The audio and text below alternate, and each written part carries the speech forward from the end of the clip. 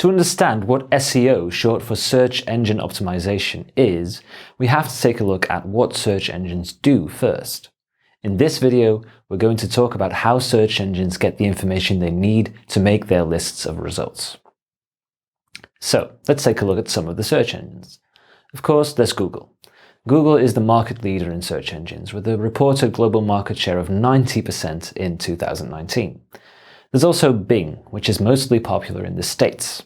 About 6% of American searchers choose Bing. Also, about 4% of them uses Yahoo. Russian searchers are much more likely to use Yandex, which accounts for 45% of Russian search traffic, and Baidu takes the lead in China, with a 65% market share. Some users might use a more privacy-oriented search engine such as DuckDuckGo or Startpage, and these are just all a pick of the bunch. In the reading materials, you can find a link to a tool to help you keep track of these numbers if you want to. Research your audience to discover which search engine they might be inclined to use. Of course, in a lot of countries, Google is the default choice of search engine, but this might not be the case everywhere. So, how do these search engines get their results? Well, search engines consist of three parts. 1. The crawler, which is also called a spider or a bot. 2. The index. And 3. The algorithm. And the process begins with a spider. In this example, we're going to call it a spider because that's the easiest image to remember. So a spider travels the web through links, and links connect pages to each other. So the spider then looks for data, kind of like a field researcher who sails out to travel the world looking for knowledge. And it particularly looks for content, headings, and links, which contain information about what a page is about and how it's structured. And the spider goes around the internet 24/7. And when it passes through a website, it saves the HTML version of a page in an enormous database, and this database is called the index. And the spider also finds and indexes news items, images, and videos for the search engine to embed in the search results. The index is updated every time the spider comes around again and finds new information. In Google's case, the spider revisits your site more or less often depending on how often you change things and how important Google thinks your site is. So, now the contents of the page have been put into the index, but how does that translate to ranking? Search engines use an algorithm for this. The algorithm takes the data from the index and makes a calculation on a bunch of factors that predict whether a result will be useful for the searcher. Then, it uses this calculation to see which order of pages the search engine results page should show. The search engine results page, or SERP, is simply the web page where the results are shown, like when you use Google to find out more about delicious popcorn. We know the most important elements the algorithm takes into account because of our experience with SEO and researching and reading about what Google says about their algorithm. For example, we know that site speed, great content, and the security of sites are important, amongst many others. But Google makes minor changes to the importance of all these different factors almost every day. They also release bigger updates every few months.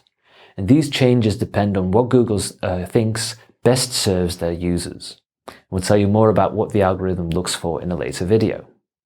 Also, you can learn more about some of the big algorithm updates Google released in the past in our reading materials.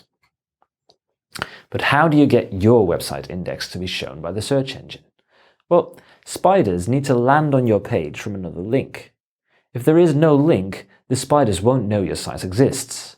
This means that if you launch a new website, it won't be spidered immediately. First, an indexed site needs to establish a link to one of your pages. You can think of the indexed sites as a network like this. The spiders need a road to the new site in order to reach and index it. There, now it's part of the system. But then, is everything a done deal after your site is indexed for the first time? No. Spiders follow all the links on the web that they have access to continuously. This way, they can find new sites to index and change outdated information. Like we maintain our websites to stay relevant, Google never stops re-evaluating their indexing database and algorithm. While we're talking about links, both internal links, which are links from one part of your website to another part of your website, and external links, which are links from a different website to yours, have a tremendous effect on search engine rankings. This effect can be positive or negative depending on how much sense it makes. For example, a page about baking delicious cakes linking to a page about cement does not make any sense.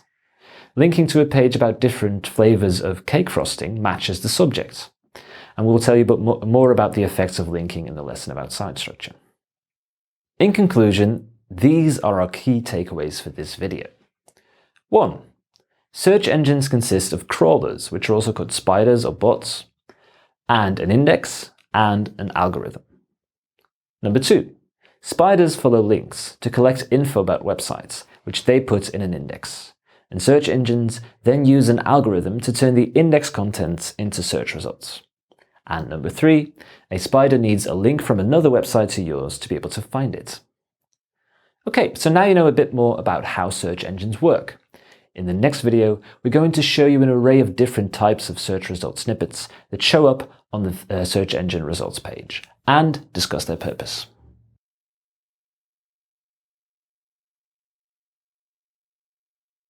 We can safely state that literally almost everyone has seen the Google search results page. We all know that you can enter your search query at the top and that search results are displayed below. But there's more to it than meets the eye. Do you know what elements search results consist of exactly? And did you know you actively need to provide Google with extra information to create some of them? In this video, we're going to take you through the Google results page to make sure you're up to speed on snippets, featured results, knowledge graphs, etc. In a later module called Rich Results, we'll tell you more about rich results and how to get them. For now, let's explore the basics. Below the search bar in which you enter your queries is a menu which gives you the option of filtering search results. You can filter images, videos, news, maps, shopping, books, flights, and finance.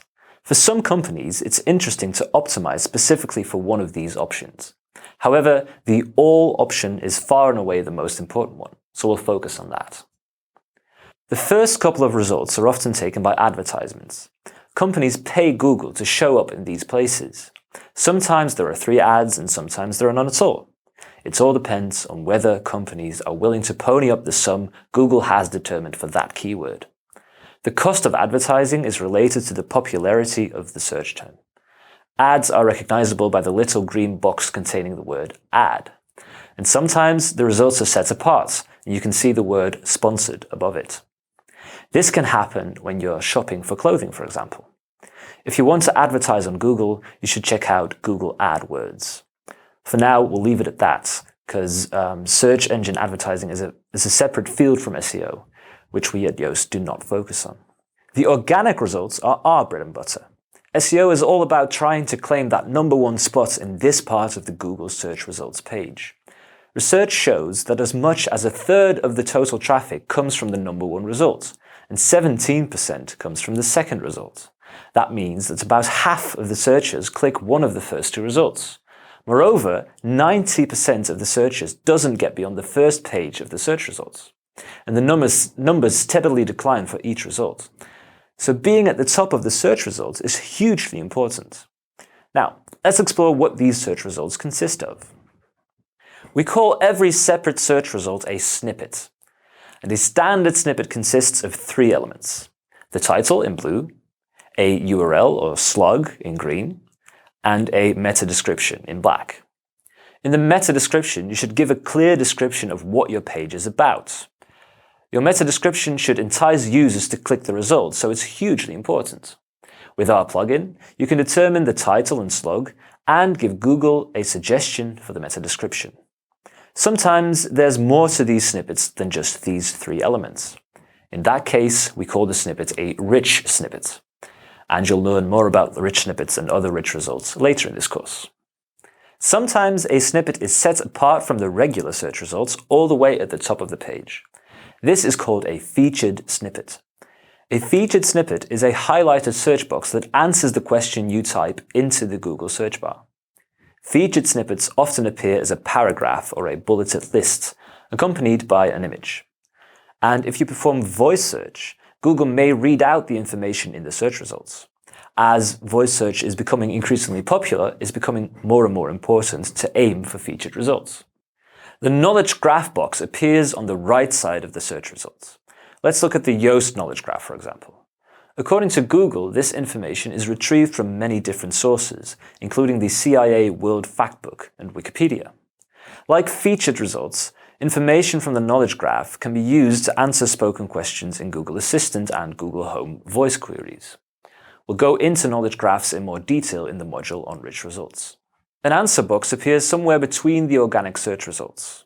It'll give suggestions for questions that relate to the search query you typed in. If you're searching for Yoast SEO, you'll encounter this answer box between the organic search results. Clicking on one of the suggestions will give a direct answer to the specific question you asked. So there you have it. The Google search results page is more complicated than it seems at first sight. Now that you have an idea of how Google works, let's explore the field of SEO and how you can make sure that you reach that top position.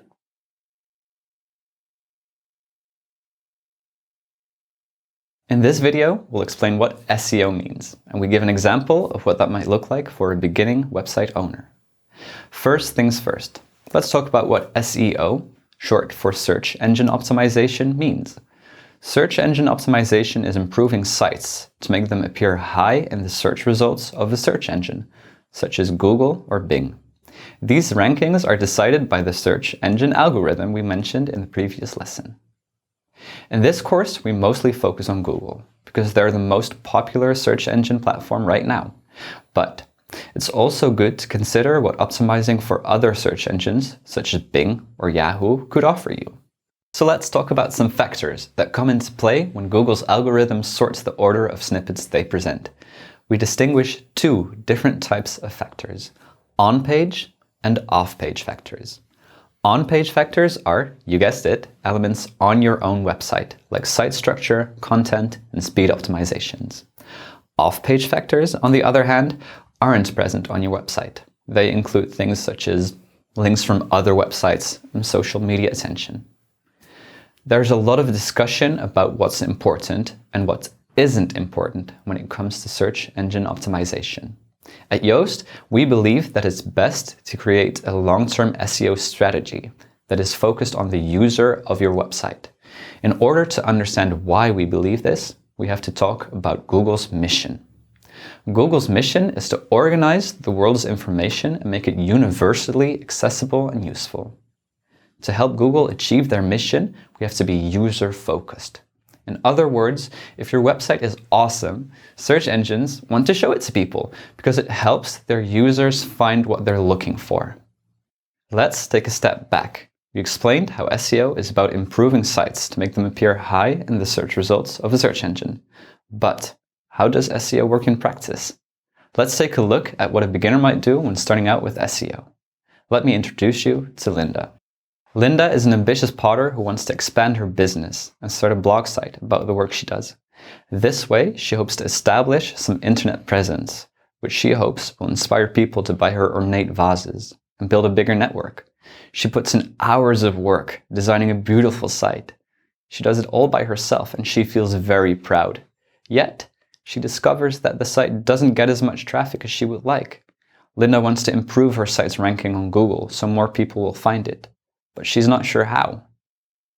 Linda talks to a few friends who work in marketing, and she gathers several options to climb the search platform ranks. 1. She could write quality blogs and improve her site's internal linking. 2. She could try to join or build a community that will provide her site with useful links.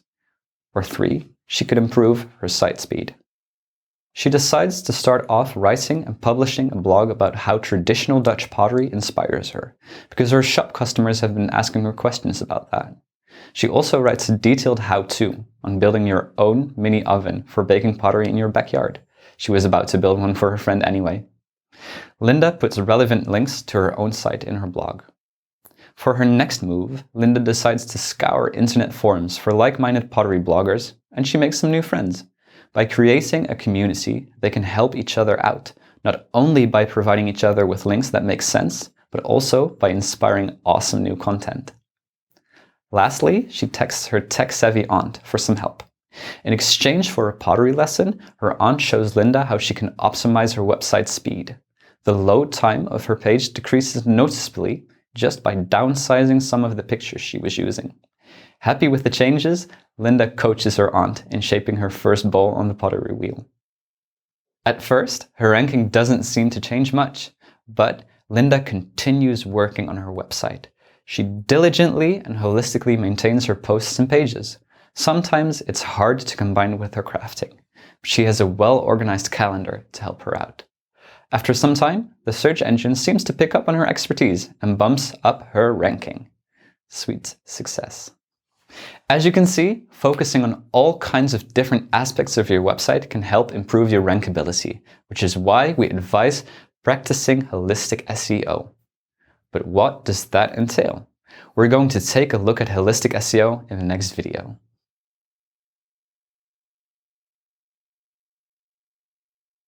In this video, we explain what holistic SEO entails and what you need to keep in mind when you want to practice holistic SEO. We will also mention some short-term SEO tricks that you should avoid because they might lower your ranking in the long run. At Yoast, we believe that a long-term holistic SEO strategy is the way to go. This means that you look at the bigger picture with all its facets rather than getting caught up with one of its many elements. You could compare it to designing a house. When you design a house, you want it to look nice and be comfortable to live in. But you also have to think about less obvious things, like plumbing. Having awesome plumbing won't improve your living experience straight away, but it will in the long run. In short, we look at all of the things that make a website awesome. Your primary goal should be to build and maintain the best possible website. Ranking in Google will likely improve with time if your website is of extremely high quality. After all, Google wants to serve their customers. They have to show their users the results they're looking for, because that's what users visit Google for. It's how Google makes money. So if your website is the best option for their users, Google will want to rank it high. So, to be the best option permanently, you need an extensive SEO strategy that focuses on every aspect of your website and marketing. We're talking user experience, your content, the technical side of SEO. Everything needs to be awesome. So to keep ranking well, you should develop what we call a holistic SEO approach. But where do you start? It's important to keep in mind that you should focus mainly on your users and their experience of your website. Google wants to show their users the best result. So focus on providing that. Remember, a holistic approach to SEO means you focus on everything. You have to think about proper keyword research, where you dive deep into what words and queries your target audience uses and how you can use that information to reach them. Good technical SEO, that, for example, visitors don't run into links that don't work or have to wait ages for a page to load. A great user experience. Isn't it annoying when you have to scroll all the way down to a page to click an important button? Or when the page is cluttered and unclear? Let's fix that. Writing quality content that is original and provides your site's visitor with an answer to their question. Also, a solid social media strategy to help reach new audiences and potential partnerships. Also, mobile optimization. Let's be real. Most people use their phone all the time. It's a wasted opportunity not to include mobile optimization in your thought process. And what about security? HTTPS certification and other security measures help to build trust in your message and expertise. And don't forget accessibility.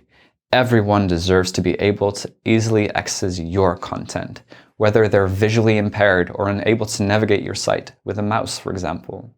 Don't worry, but why would you go holistic? Well, awesome websites that have been optimized for all the aspects we mentioned earlier have a lower bounce rate, which is the rate at which people leave the website without performing an action. People are less likely to stick around when they feel like the website isn't giving them what they're looking for. If the website looks secure and safe, it shows information clearly and is quick to navigate, there's a higher chance people will stick around and browse. Also, they have a much higher chance of receiving social media attention. If nobody ever talks about your website, how can Google keep thinking it's a good site? Last, but not least, awesome websites will also result in higher conversion rates. A conversion happens every time a visitor completes a desired action on your website, like buying a product. If your audience likes and understands your website, the chance of them buying your products or returning to your website is much higher. Now it's time to talk about which actions could have a negative effect on your SEO, because holistic SEO is also about avoiding short-term tricks. Websites that use tricks like these exploit loopholes in the Google algorithm to try to rank higher than they deserve. A few examples include keyword stuffing, where sites fill their pages with keywords or numbers. These keywords often appear out of context, for example in a list or group. Sometimes they even use white text to hide the fact that they are stuffing keywords. Also, there's link buying or link trading. Some sites try to rank higher by buying links. This includes paying for links, but also sending someone a free product in exchange for a link. Finally, there's page swapping. Page swapping is a trick for getting ranked for one page and then, after the page has attained a good position in the search results, replacing that page for another. Google has updated its algorithms to deal with these tricks. With the updates, these results were heavily penalized. Using similar tactics can get you banned from Google for a long period of time. What we want you to do is create a sustainable SEO strategy, which will not only have you ranked today, but in the long run as well. The better Google's algorithm becomes, the less effective short-term tactics will be. So let's look at our key takeaways. At Yoast, we believe that holistic SEO is the best way to become the best result, because you focus on making every aspect of your site great. We advise you to not do any short-term tricks, because in the long run, this will have negative consequences for your ranking. Instead, we recommend you to practice sustainable SEO, where you keep the user's experience on your site as a top priority. In the next video, we'll explore holistic SEO further.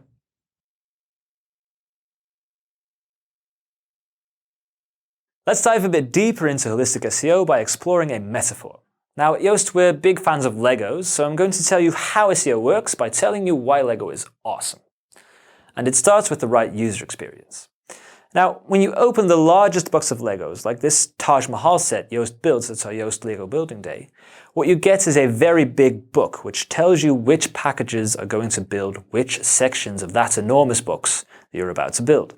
Lego helps you every step along the way and makes the experience enjoyable at the same time. A similar user experience should always be the first thing on your mind.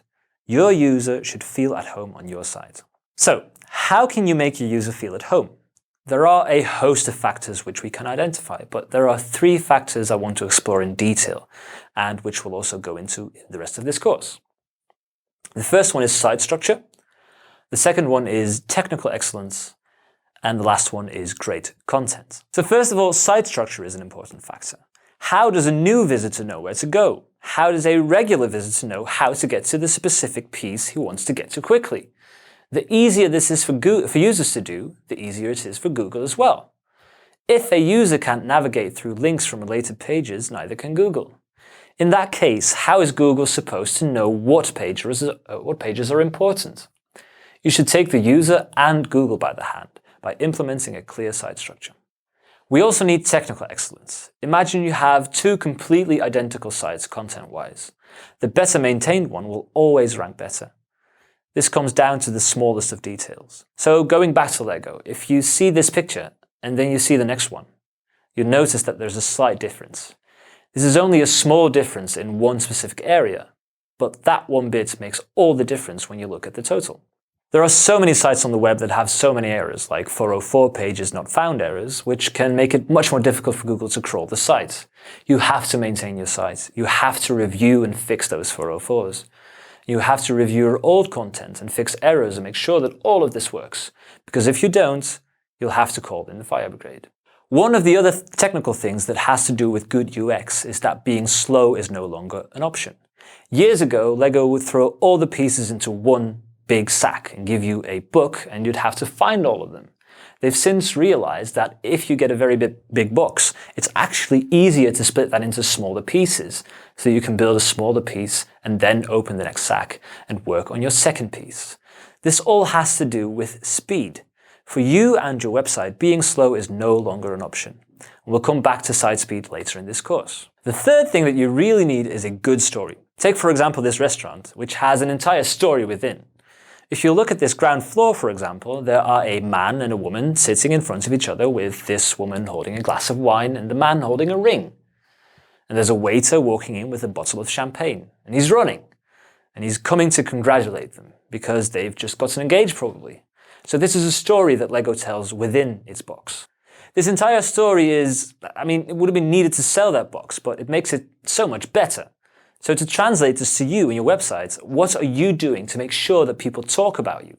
What are you doing to make sure that people actually think you're not only worthy of following, but also why should they share what they're reading with their friends? Is your news truly newsworthy? There are so many sites out there that have copywriters write pieces of content that nobody will ever read and nobody wants to read. It's really quite sad, and writing just for SEO doesn't work anymore. You should write because people will want to know what you have to say. If they don't want to know about what they're going to read, then you're doing it wrong. And let's be honest, nobody wants to perform in an empty room, but at the same time, you'll have to start out, and you'll probably have to start out with nothing. So you're going to have to build from the bottom up. Nobody becomes a celebrity overnight, right? And almost every site and successful story you'll see is the result of years and years of hard work, including our own site. So that means that I'm not going to tell you that what we teach you is going to work tomorrow. It will take a lot of work and it'll take months to get there. Now, we've discussed 3 elements, but there are even more elements to holistic SEO. It also means thinking about security. It means thinking about marketing in a more general sense. It means thinking about link building and much more. In short, you're going to have to do everything in order to make your website awesome and keep it that way. So there are no tricks, there are no shortcuts. You're just going to have to work to be the best result. And in this course, we're going to explore the very basics of becoming exactly that best result.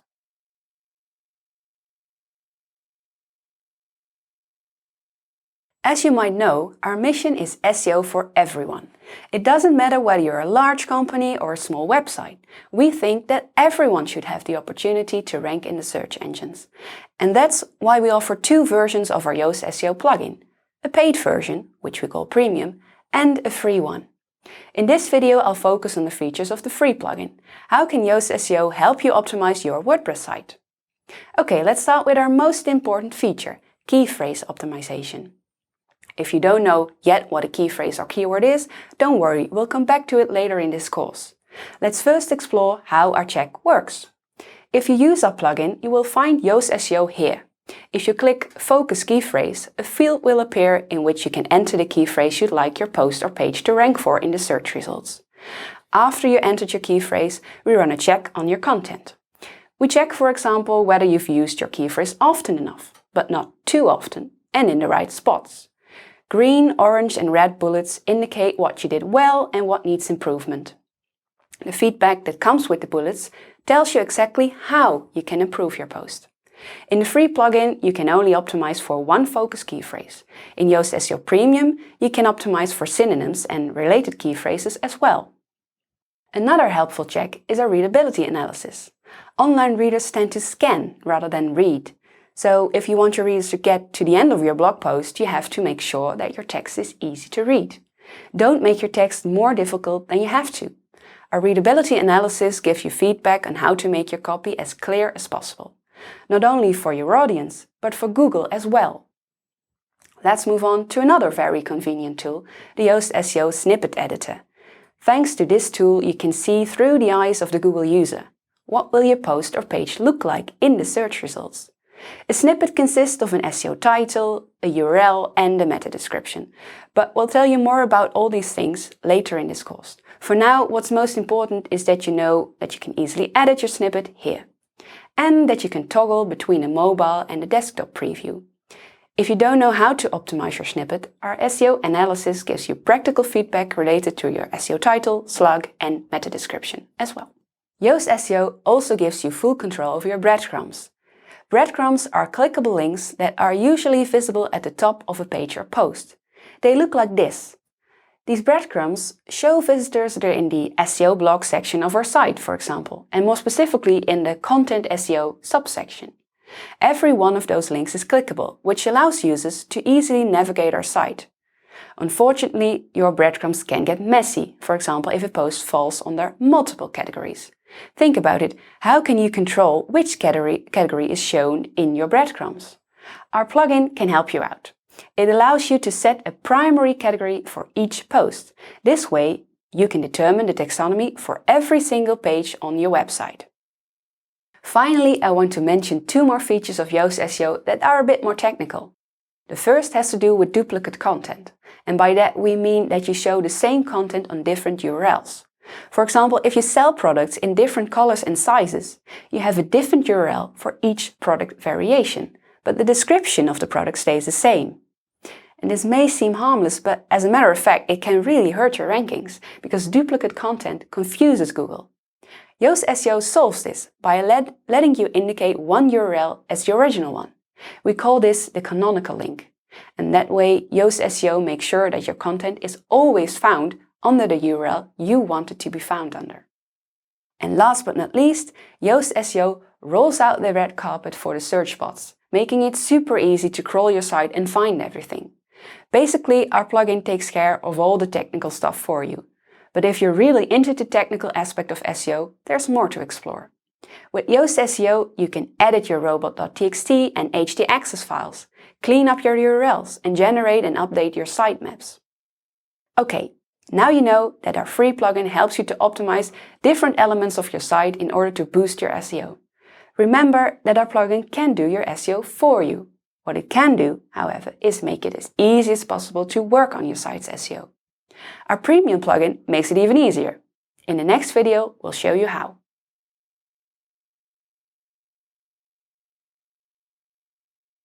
In this video, we're going to discuss features that are exclusive to Yoast SEO Premium. When you go premium, you get access to a couple of extra things. First of all, 24/7 support. We have an awesome support team around the world ready to answer your emails at any time. We get back to you as fast as we can. The support team can help you with setup questions and with particular questions about problems you've encountered. But of course, the premium plugin offers more cool features besides support. First of all, social previews. You already know the snippet preview that's in Yoast SEO. Well, the premium plugin offers you the same functionality for social sharing. The social previews show you what your page will look like when you share it on Facebook or Twitter, like in this example. Another awesome premium feature is that you can enter related key phrases. In our free plugin, you can optimize each post for one key phrase. In Yoast SEO Premium, you can enter 4 additional key phrases that are related to your focus key phrase. The checks for these key phrases will be less strict than for your focus key phrase because that's the most important one. Using related key phrases is important because Google has been getting better at recognizing relationships between words and topics. It relates them to each other and uses them to better understand your text. Another cool feature of Yoast SEO Premium is that it recognizes different word forms. If you optimize for the key phrase sturdy shoe, for example, it will also recognize sturdier shoes. This includes singulars, plurals, possessives, comparatives, and different tenses. This means you can use different forms of your focus key phrase, and the analysis will still be able to recognize them. There's also great support for the use of synonyms. You don't have to use the exact same key phrase to get positive feedback. If you enter robust footwear as a synonym to sturdy shoes, the checks in the premium plugin account for that in the assessment. This enables you to write engaging, readable, and findable texts. Yoast SEO Premium also shows suggestions for internal links in real time. While you're writing your newest post, the plugin analyzes your text. It considers all the other content you've already created and matches your new post to relevant pages on your site. Making good use of relevant internal links strengthens your site structure, which is good for SEO. Optimizing the internal linking structure is a bit like the secret tool of most experienced SEOs. When they get to a site, either large or small, they start with this, looking at what pages should rank for what and how they're going to make that page rank for that a lot better. You really need great internal linking.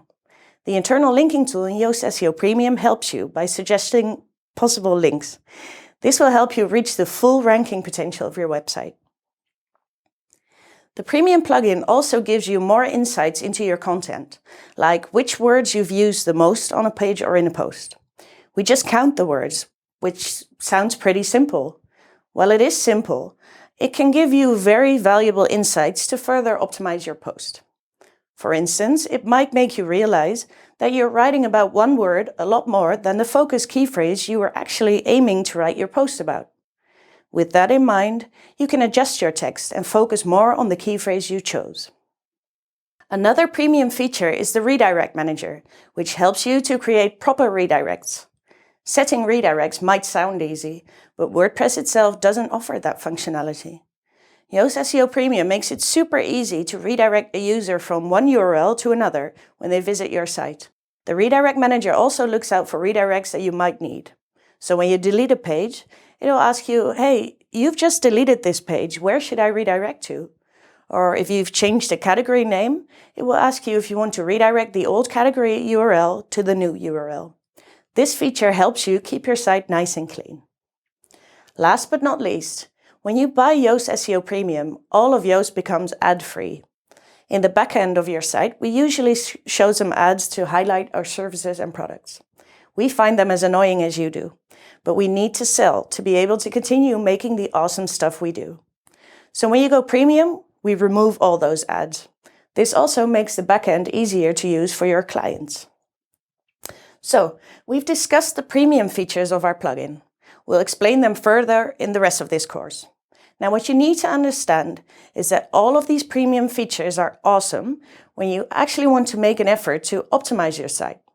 If you don't want to spend time on your SEO, then by all means, you don't need Yoast SEO Premium.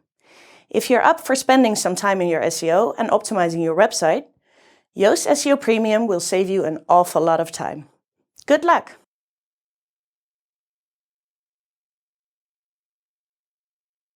In the previous videos, we showed you the magic of Yoast SEO. Our plugin takes care of a lot of things and it sure is going to make your work easier. But as we've said before, our plugin can't do your SEO for you. Creating content, for example, is something that you will have to do for yourself. Of course, you can outsource it, but it remains a task that requires human effort. So in this video, I'm going to tell you what you need to do for yourself to make your SEO strategy successful. First of all, you need to configure your plugin in the right way. Our configuration wizard helps you to easily configure your site to have the optimal SEO settings. Just answer the questions in the wizard and we'll implement the right settings for your website. This is really important because optimal plugin results require an optimal configuration. That makes sense, right? The second thing you really have to do for yourself is keyword research. It's a vital element of your SEO strategy. Keyword research is a process where you try to determine the search terms you want to be found for. You need to ask yourself several questions. What audience am I trying to reach? What search terms do these people use? After all, what's the use of optimizing your page for a term nobody uses? In other words, what's the use of ranking number 1 for passerine when your target audience mainly searches for songbird? And there's another factor you should take into account as well, your competition. Google the keyword you want to optimize your page for and see how many companies are trying to rank for the same term. How big are these companies? Will your own site fit between these results? Keyword research could be quite a challenge. That's why we offer an online training that will guide you through all the steps you need to take. And surprise, surprise, we offer an SEO copywriting course as well. Because that's the third thing you need to do for yourself. You have to write awesome content. Yes, our plugin gives you feedback on your writings to make sure that it's readable and SEO friendly, but still you have to write it. Another thing no plugin can do for you is setting up and maintaining your site structure. This includes organizing your homepage and menu, creating categories and tags, but also setting up a good internal linking structure. Without a decent site structure, both your visitors and Google will get lost. And that's not only a waste of your efforts, but it can also be bad for your rankings. In our site structure training, we'll tell you exactly how to set up and maintain a site structure that helps your most important pages rank. If you use Yoast SEO Premium, our internal linking tool can be of great help as well. But remember, the tool offers suggestions, but you have to turn them into real links. It works similar for social previews and redirects.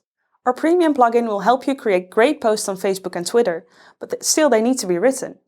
And our redirect manager will stop you from just deleting posts, but it remains your job to determine to which new post you should redirect the old one. Whenever there are choices to be made, it's up to you to make the decisions. Okay, let's sum things up. The most important things that Yoast SEO can't do for you are keyword research, writing content, and setting up the structure of your site. Our plugin offers tools and feedback to make it easier for you to work on your SEO. Still, there is a lot to be done. It takes effort and it takes time. So don't despair if you're not ranking overnight. If you're just starting out, you're probably not the best result yet. Or maybe your rankings suffer because the competition is very stiff. That doesn't have to mean that your page isn't valuable, but it can be wise to change your SEO strategy in some cases.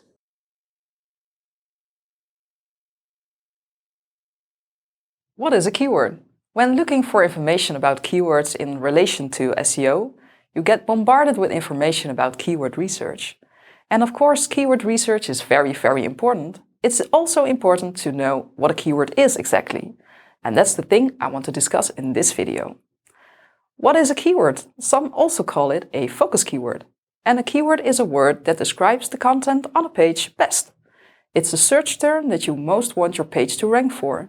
So when people search for the keyword or phrase, they should find a page on your website. Let's say you've got a website about herbal tea, and you sell all sorts of herbal tea, and you blog about herbal tea, and you sell this delicious ginger tea and created a product page about ginger tea.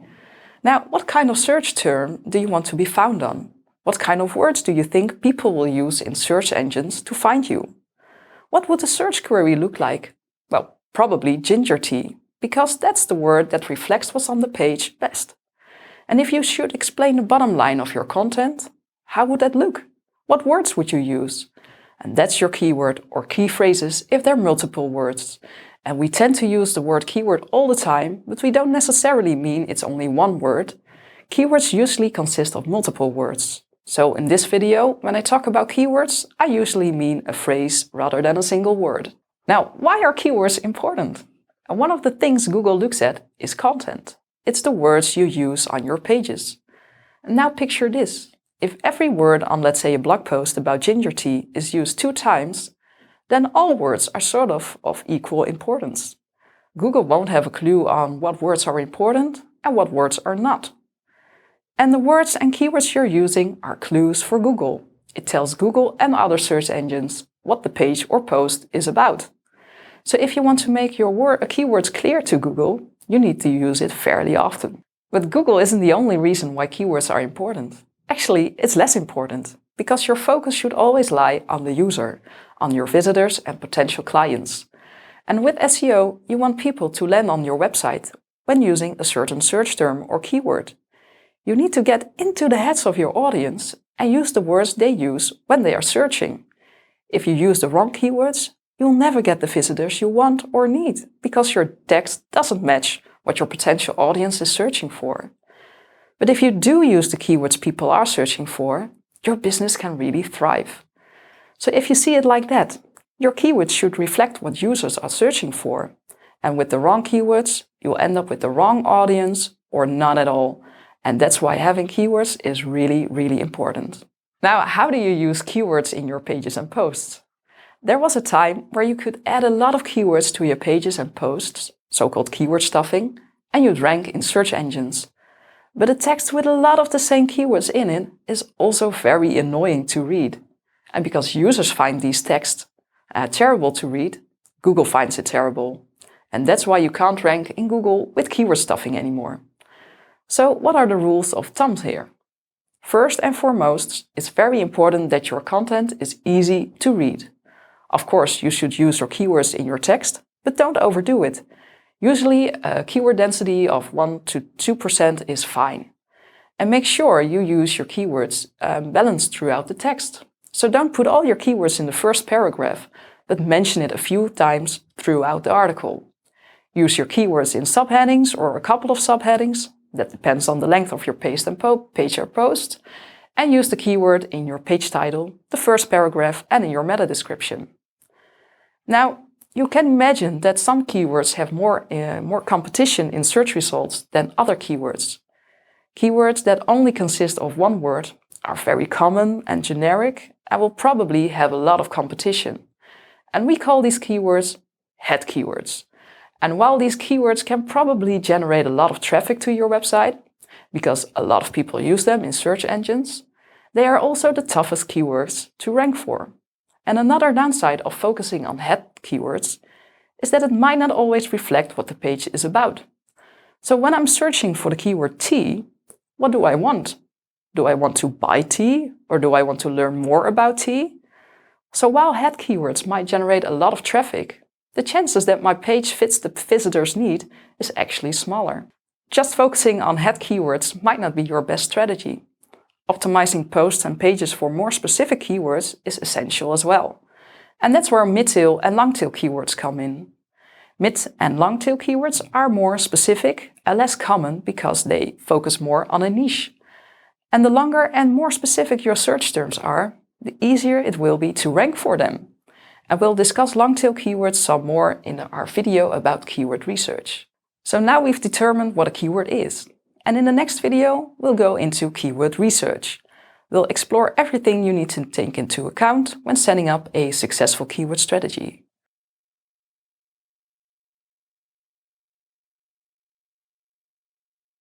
In the previous video, you learned about what keywords are and why they are important. In this video, we'll discuss the various factors you have to take into account when doing keyword research and setting up your keyword strategy. We'll discuss your mission, your audience, and your competition. Before you do anything, and this is key, you need to know what makes your company unique. You need to have a clear concept of the mission of your company and what you have to offer. Because that is what is going to make you rank. It's that simple. SEO is just like regular business. If you're doing everything on the same or inferior level as your competition, you're not going to stand out. If you're not the best result, why should people want to find you? Why should Google rank you?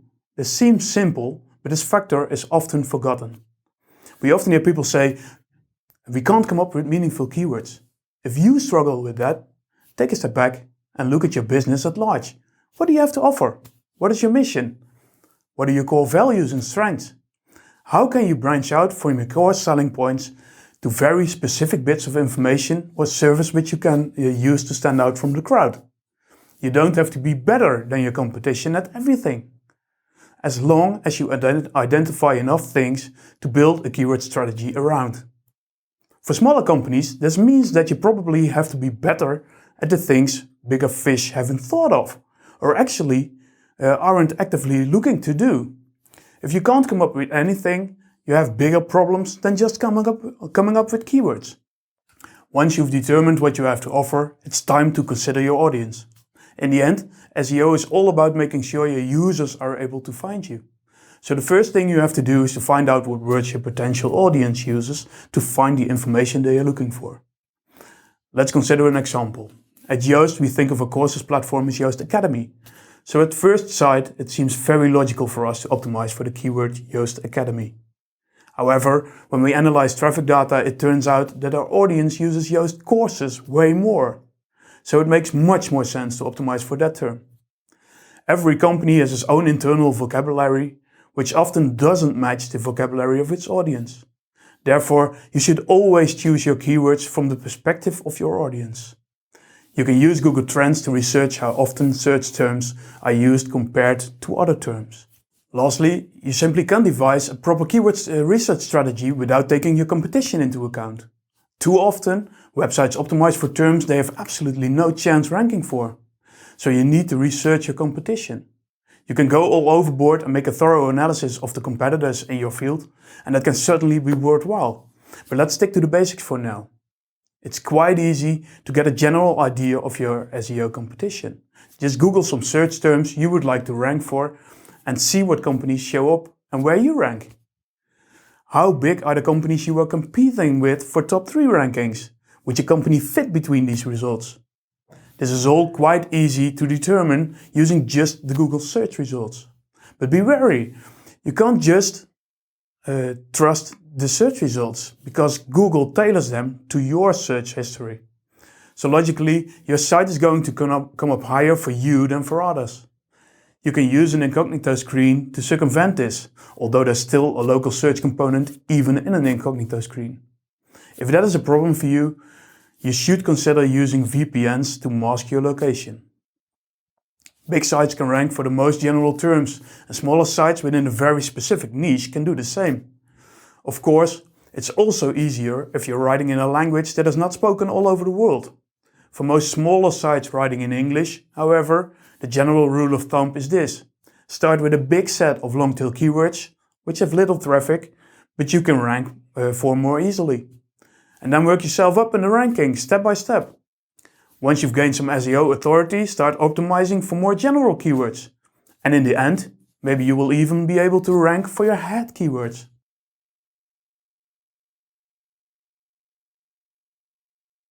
In previous videos, we discussed what keywords are, and we also looked at the factors you should take into account when doing keyword research.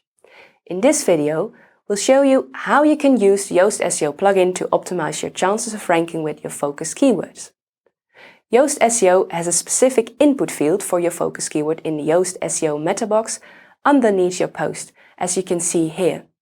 So what you do is simply fill out your focus keyword, like ballet shoes for kids, and then the plugin checks how you're doing with that keyword. Let's look at some examples. We've already talked about keyword density, which is how often you use your keyword. Well, the plugin will check how often you use your keyword in your text, and if you don't use it enough, or if you use it too often, the plugin will warn you. The plugin doesn't only look at how often you use your focus keyword, but where you use it too.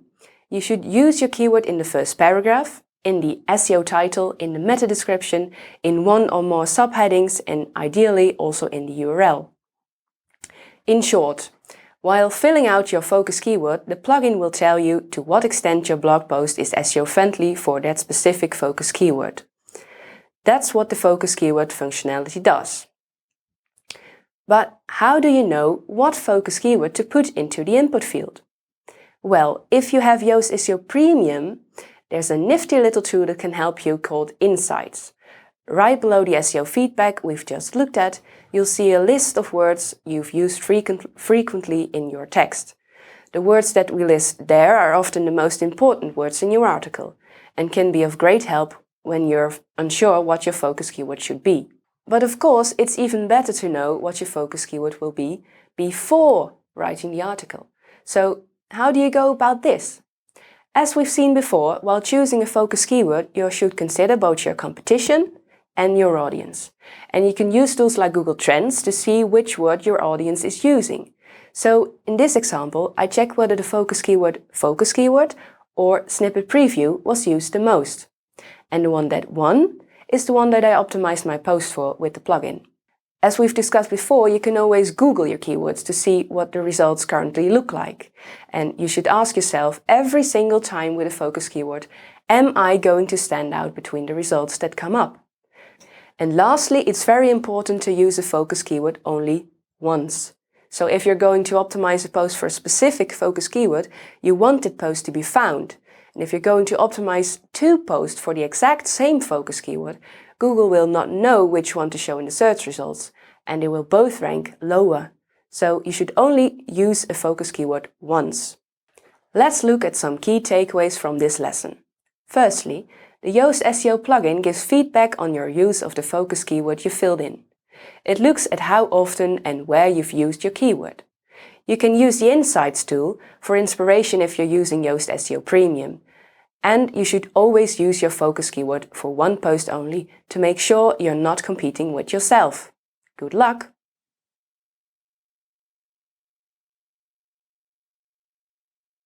At Yoast, we spend a lot of time telling you how to write great copy. That's because we think high-quality content is one of the most important requirements of a successful SEO strategy. But why? In this video, we'll explore why great copy is important for SEO. To be able to do that, let's revisit Google's mission to organize the world's information and make it universally accessible and useful. For this video, the last part of the mission statement is key, to make information universally useful. From that, we can conclude that providing useful information is at the heart of Google's mission. So you have to provide the best possible information to be the best result, as we aim to do here at Yoast. In even a slightly competitive market, good copy is a must because it helps you to distinguish yourself from all the other results. Besides, you want to offer your user quality content just because that's what a user is probably looking for anyway. Well-written text greatly improves user experience, and user experience is a key aspect of SEO. Great content is part of providing good service to your customers and potential customers. We've established why spending time on writing the best possible texts is worthwhile. But let's get practical. What specific positive effects does good copy have regarding SEO? Well, first of all, getting your message across to your audience should be your main aim, whether you're a business or a blog. And the clearer and better written your text, the more likely it is that your audience will understand you. And this will also lead to lower bounce rates, meaning people will stay on your site longer. This may improve your rankings in the long run. Moreover, a good text structure also allows your readers to immediately assess what your text is about. Putting key sentences in the correct places is really important. We'll go into that in the next video. Interestingly, getting your message across to the search engines works in a similar way. If you structure your text well and write clearly, Google is much more likely to understand what your text is about. Of course, this can positively influence your ranking immediately. One of the most important SEO boons regarding copy is that you will gain trust among your audience. Proper writing makes your site look professional and legit. Conversely, typos and shaky writing are a recipe for disaster. People tend to assume that if your site doesn't look great, your products may not be so great either. Lastly, well-written blog posts are more likely to be shared on social media or talked about among friends. For a post to be shared on social media, you first have to convince someone to read the piece itself. And more importantly, someone has to think your post is awesome enough to share it on their timeline on Facebook or Twitter or any on the other social media. And people won't share poorly written posts on the social media channels because they'll already have stopped reading halfway. Well, you're up to par on the theory now, but what exactly determines whether a text is SEO friendly? In the next video, we're going to discuss the basic elements of proper SEO copywriting. So let's check it out.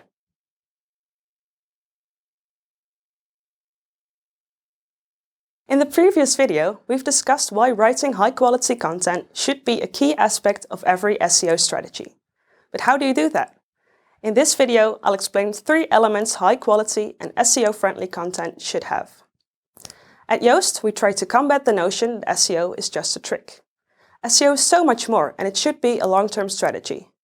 We think you should focus on every aspect of website optimization, so you earn your place in Google's rankings. We call this holistic SEO. You simply have to be the best results. In a holistic SEO strategy, you focus on it all. A proper keyword research, a good technical SEO, a great user experience, solid social media strategy, mobile optimization, and, of course, writing high-quality content. Before you can start writing your content, it's important to find the right focus keywords, as we've discussed in a previous lesson. If you want to rank high in the search results, you'll have to figure out which words your audience searches for. These are the words that you should use in your text. If you've done your keyword research properly, it's time to write. High quality and SEO-friendly content has 3 demands. It should be original, it should be readable, and it should be findable. So let's take a closer look at those 3 demands. The first pillar of great content is to write original content. Nobody wants to read old news. The content of your articles and blog posts should be fresh and original. Try to keep in mind that original content doesn't necessarily mean new content. For example, giving your opinion on a certain topic or giving a structured overview of older information also counts as original content. The second element of high-quality content is that it should be readable. Your article should be easy to read. If your text is well structured and clearly written, people will understand the message of your text. Readability is also important for SEO. If your text is easy to read and has a clear structure, search engines are more likely to grasp the message of your post. That means you'll have a higher chance of ranking in the search results. Because it's such an important topic, we'll go into readability a bit more in a separate video. The final element of awesome content is to make sure your content is findable. Increasing the findability of your content means that you maximize the likelihood search engines pick up your content.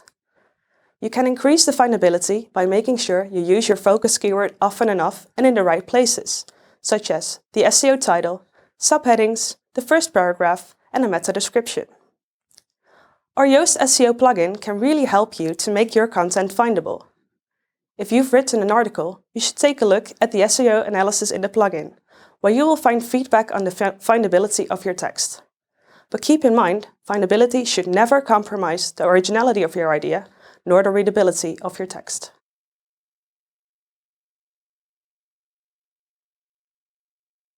The readability of your posts is a key factor for a holistic SEO strategy. We've already told you about holistic SEO and how important it is that you write quality content. Quality content, of course, needs to be original and relevant to your readers. But it should also be easy to read.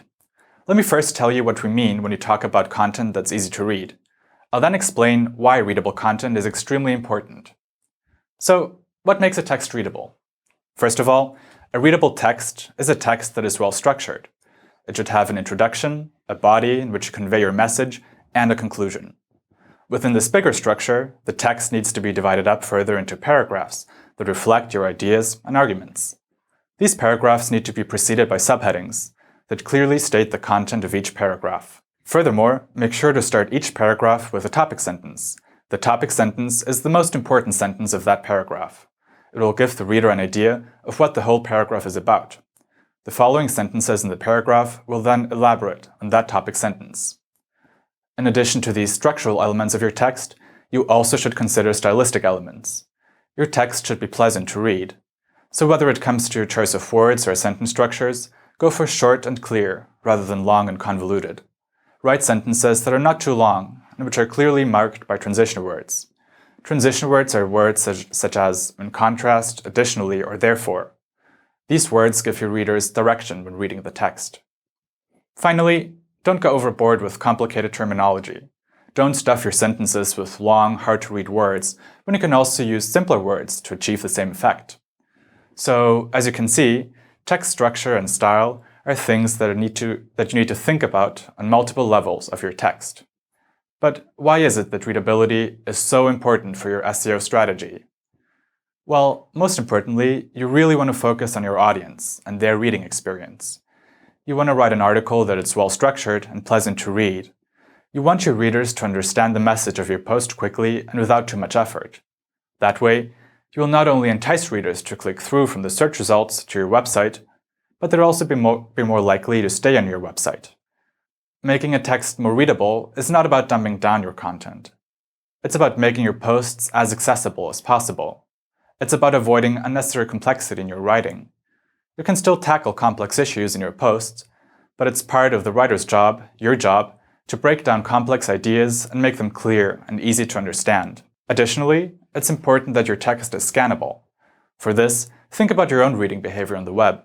When you look up something on Google, you'll probably open a couple of the pages that come up and quickly scan them to get a general idea of your search results. So you really want to be able to see at a glance what a text is about.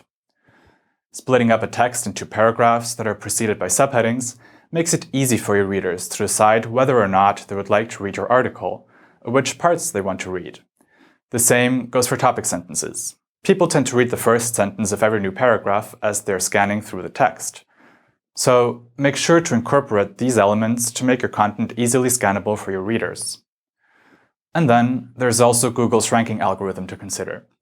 Google is becoming smarter and smarter in how to value its websites. To determine the topic of a page, it will make use of some of the same factors that human readers use. For example, it will pay attention to the headings and subheadings to determine the topic of a page.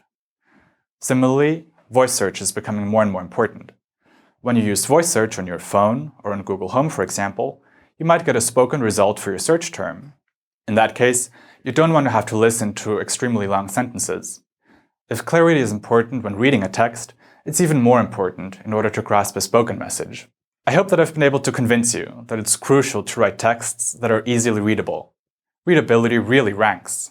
That's why we've added a readability analysis in our plugin. This analysis consists of various assessments that will check the structure of your text as well as various elements of your writing style. We'll give you feedback with green, red, and orange bullet points that will point you to the areas of your text that could still use some improvement. That way, you can be sure that you've got all the important points covered when it comes to the readability of your text.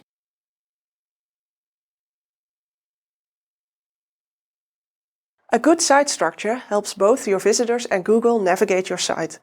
In this video, I'm going to explain to you why site structure is important for SEO and the basics of how to set up the structure of your site. Structuring your website is crucial for both usability and findability.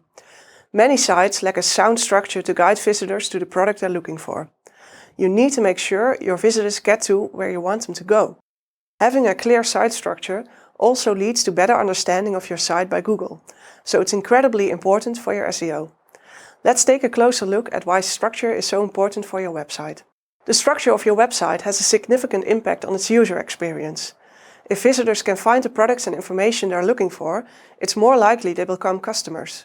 In other words, you should help them navigate your site, and a good site structure will help with this. Let's look at our own site, for example. Our navigation menu is made up of no more than 5 items: Home, Yoast SEO Plugin, SEO Courses, SEO Blog, and Support.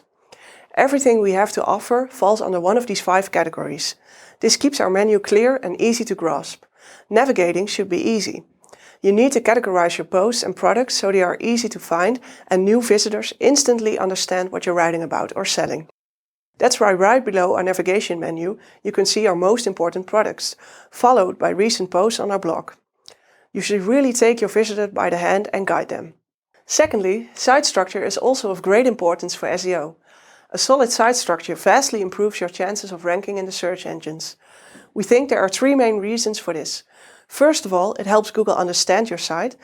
The way you structure your site will give Google vital clues about where to find the most valuable content. Your site structure determines whether a search engine can understand what your site is about and what you're selling. It also determines how quickly a search engine will find and index products. In our case, our product pages, our most important blogs, and our main support pages are featured clearly. So Google should be able to understand that our plugins and courses are important products for us. And the better Google understands your goal, the more likely it is that it thinks you can do a good job of helping your potential customers. A good structure should, in conclusion, lead to a higher ranking in Google. Thirdly, it prevents you from competing with yourself. On your site, you might have blog posts that are quite similar. If, for example, you write a lot about SEO, you could have multiple blog posts about site structure, each covering a different aspect. Consequently, Google won't be able to tell which of these pages is the most important one, so you'll be competing with your own content for a high ranking in Google. You should let Google know which page you think is the most important one. Therefore, we have created an ultimate guide to site structure, which we link through from all our individual posts, making sure that Google knows that that's a page we value a lot. Generally, the more you link to an article, the more important it is. You need a good internal linking and taxonomy structure to do this, so all of those pages can work for you instead of against you. And lastly, site structure is important when dealing with changes on your website. The products you sell in your shop will likely evolve over time. So could the content you're writing. You will probably add new product lines as old stock sells out, or perhaps you think the information in old blog posts shouldn't be on your site anymore. You don't want Google to show outdated products or deleted blog posts, so you need to deal with these kind of changes in your structure of your site.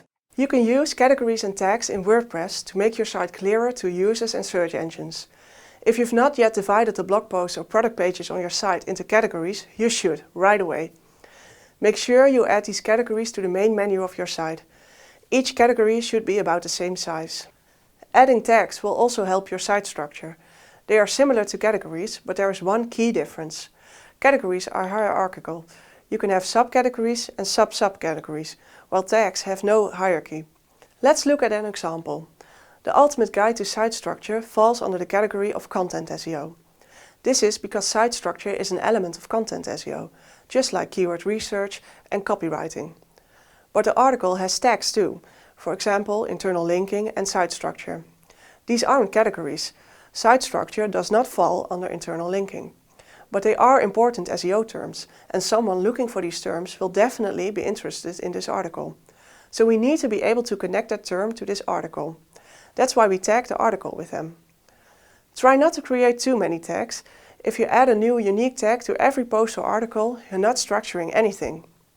Make sure each tag is used at least twice, and that your tags group articles that genuinely belong together. Another important aspect of site structure is internal linking. Your link structure has a direct impact on your site. Your most important articles, so-called cornerstone articles, should link to related posts and vice versa.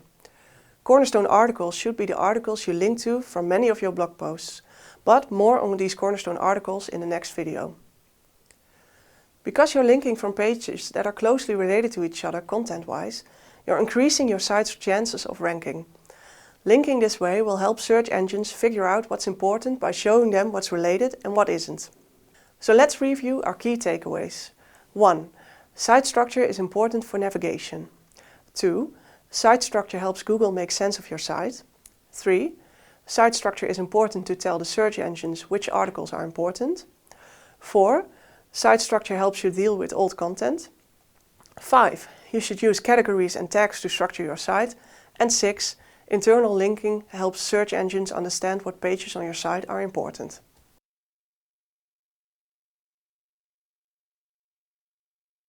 Cornerstone content is a very important aspect of an SEO strategy. In this video, I'll explain what cornerstone content entails and why it is important. Then I'll cover cornerstone content in relation to site structure. Finally, I'll discuss how the Yoast SEO plugin helps you with optimizing your cornerstone content.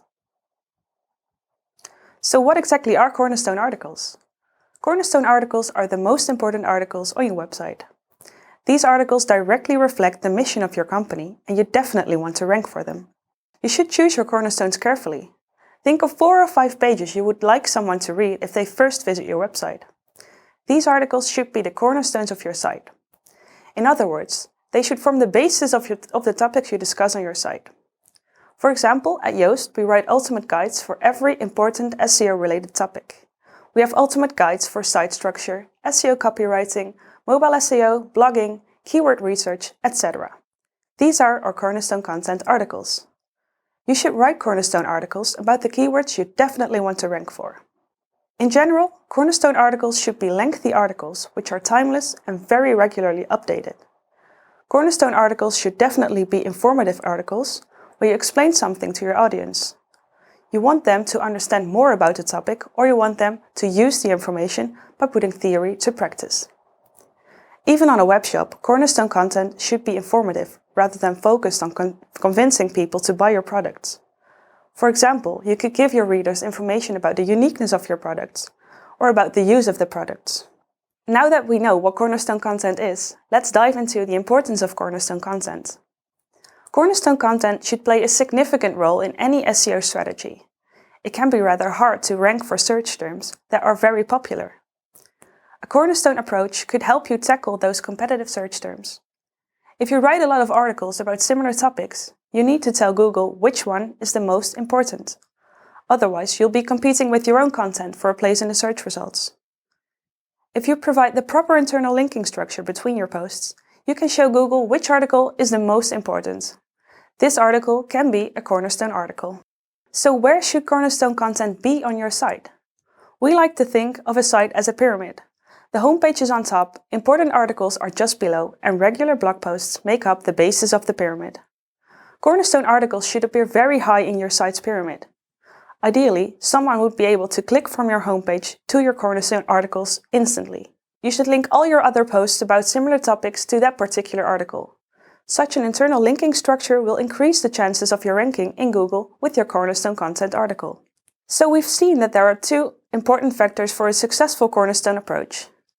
Firstly, cornerstone content should be lengthy, well written and well optimized. Secondly, cornerstone content should have a prominent place in your site structure. Yoast SEO offers effective tools that help you take care of both of these things. We offer a text link counter, a specific cornerstone content analysis, and, in Yoast SEO Premium, even internal linking suggestions, in which cornerstone articles prevail over other posts. Let's take a look at these tools in detail. First, the text link counter. With the text link counter in Yoast SEO, you can filter your cornerstone articles in the post overview and see how many internal links a post receives and how many posts it links to. With the text link counter, you can see at a glance if your cornerstone content gets enough links from other related posts. Second, the cornerstone analysis. In the Yoast SEO plugin, you can mark your content as cornerstone content. As a result, both the SEO analysis and the readability analysis will be stricter than usual. Why? Because cornerstone content should be longer and even better than your other articles. The demands on your writing should be higher. Third, the internal linking suggestions. In Yoast SEO Premium, we offer an internal linking functionality. This means we analyze the text you are writing and use the prominent words in that text to determine which of your articles are of a similar topic, because these are the articles you should be linking to. We show these suggested articles in a list next to the editor, so you can easily add links while you're writing your text. Cornerstone articles are treated differently in our calculation of internal linking suggestions. They are more important and will receive a higher value. To give these articles some visible weight as well, we place the cornerstone articles at the top of the list of the internal linking suggestions. That will make it much easier for you to link to your key articles. Good luck!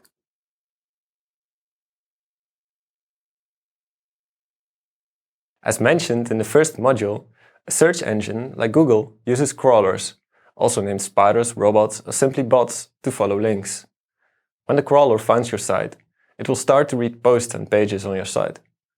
The crawler will read the content of those posts and pages and will add the HTML version of these pages to a gigantic database called the index. This index is updated every time the crawler visits your website and finds a new or revised version of it. Depending on how important Google deems your site and the amount of changes you make on your website, the crawler comes around more or less often. But what exactly is crawlability then? Well, crawlability stands for the possibilities Google has to crawl your website. These possibilities can be restricted in a number of ways by blocking the crawler from your website. If your website or a page on your website is blocked, you're saying to Google's crawler, "Do not come here." Your site or the respective page won't turn up in the search results in most of these cases. There are a few things that could prevent Google from crawling or indexing your website. The first method. You can use a text file named robots.txt to block Google from crawling that page. Before a search engine spider crawls any page it hasn't encountered before, it will open the robots.txt file for that site. The robots.txt file will tell the search engine which URLs on that site it's allowed to visit. Using the robots.txt file, you can tell a spider where it cannot go on your site. You're not able to forbid a search engine from showing a URL in the search results though. This means that not allowing a search engine to crawl a URL, called blocking it, does not mean that URL will not show up in the search results. If the search engine finds enough links to that URL, it will still include it. It will just not know what's on that page. The second method. You can use HTTP headers to prevent Google from crawling and indexing a page. This HTTP header contains a status code. If this status code says that a page doesn't exist, Google won't crawl that page. There are several codes with different meanings. If the status code is, for example, 200, the page exists and Google can crawl your page. If the status code is 307, that page has been redirected to another URL and Google won't crawl the current URL. The third method. You can use robots meta tags to block Google from indexing that page. Robots meta tags are short pieces of code which tell Google what it can and can't do. We won't go into the details, but let's explore the options. There are several robot meta tag values. To prevent Google from adding that page to its index, you can use the noIndex value. Google will crawl that page, but won't add it to its index. The opposite value of noIndex is index, which can be used to tell Google it can add the page to its index. Another use for robots meta tag is the nofollow value. If you have been paying attention, you already know that a crawler follows links on a page. The nofollow value tells the crawler to not follow any links on this specific page at all. As you may have guessed, the opposite of the nofollow value is the follow value. You don't have to manually set the index or the follow values, as they are the default for any page the crawler will encounter. These methods are actually numbered in the way that Google will crawl your site. Let's run through the life of a crawler. Our crawler finds a link to a page on your site. First, it will check the robots.txt to verify whether it's allowed on that page. If the crawler is allowed by the robots.txt to crawl your site, it will check the HTTP header of the page for a status code. If the status code is 200, everything is okay and the crawler will crawl the entire page. And lastly, it will check the robots meta tag. If the robots meta tag allows for indexing, it will add the page to Google's search index, and the page can be found when you search in Google. You can learn more about the technical aspects of crawlability and how to use them in our technical SEO course.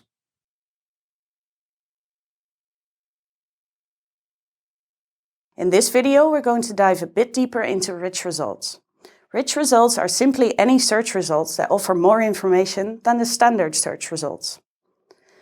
There are several kinds of rich results. First of all, there's the rich snippet. If your snippet has more information than the standard snippet, we call it a rich snippet. Secondly, we have rich cards. A rich card is a rich result presented in a separate box. You see rich cards more often on mobile. If you're a really good result, Google could even make your snippet a featured snippet.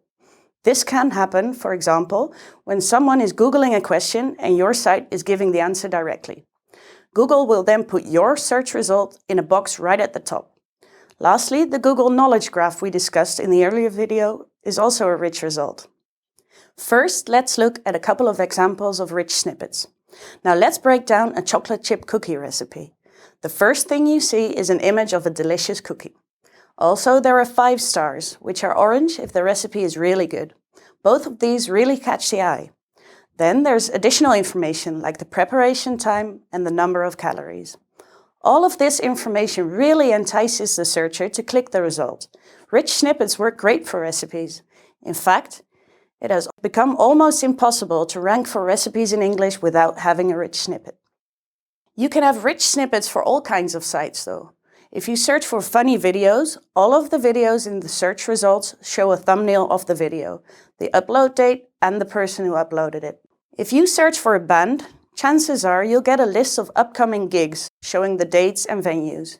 Sites who have smartly optimized for local searches can even make sure that you see gigs near you. We've just shown you some examples, but there are all kinds of information you can provide to your searcher depending on the market you're in. Reviews, prices, availability, opening hours, events, addresses, book or music genre, you name it. Rich snippets are extremely important for SEO. If you see a Google search page, they simply stand out from the other results. And if you stand out, the chances of a visitor clicking go up. It's as simple as that. Beyond that, rich snippets give more information to your reader. This gives you extra chances to prove you are the best result available. In time, Google will notice that users are clicking your result and rank you higher because of it. In addition, most featured results are rich results as well, so you're improving your chances on that front too. The next evolution in rich search results are rich cards. They're basically a more visually engaging version of rich snippets.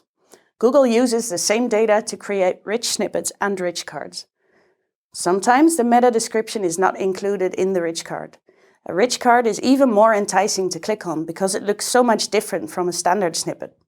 Consider this chocolate cheesecake rich result, for example. The last form of rich results is called the knowledge graphs.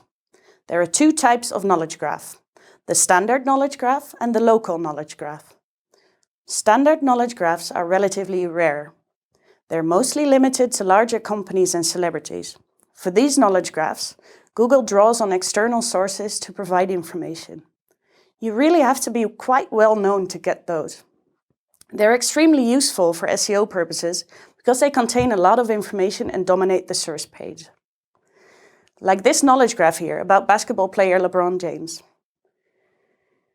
For a knowledge graph, you can only influence your name, logo, and social profiles. Google takes care of the rest, if it decides to give you a knowledge graph, that is. The second type, the local knowledge graph, is much easier to attain. You can provide Google with structured data about, for example, opening hours, your address, etc. Our local SEO plugin actually automatically generates the structured data you need to get a local knowledge graph. Local knowledge graphs are just as prominently present on a page as standard knowledge graphs, so if you want to target a local market, you should really try and get one. Let's consider what else we can influence. Everyone can get rich snippets, and everyone should try to get rich snippets, but they don't just magically appear. You have to make an effort to be able to get rich snippets. Google can only generate rich snippets if you provide structured data. This means that you put some information in the part of your page which users do not see. Here you give the information to Google that it uses to create rich snippets. If you do this well, your rich snippets could show up in the search results in no time. In the next video, we'll tell you more about structured data.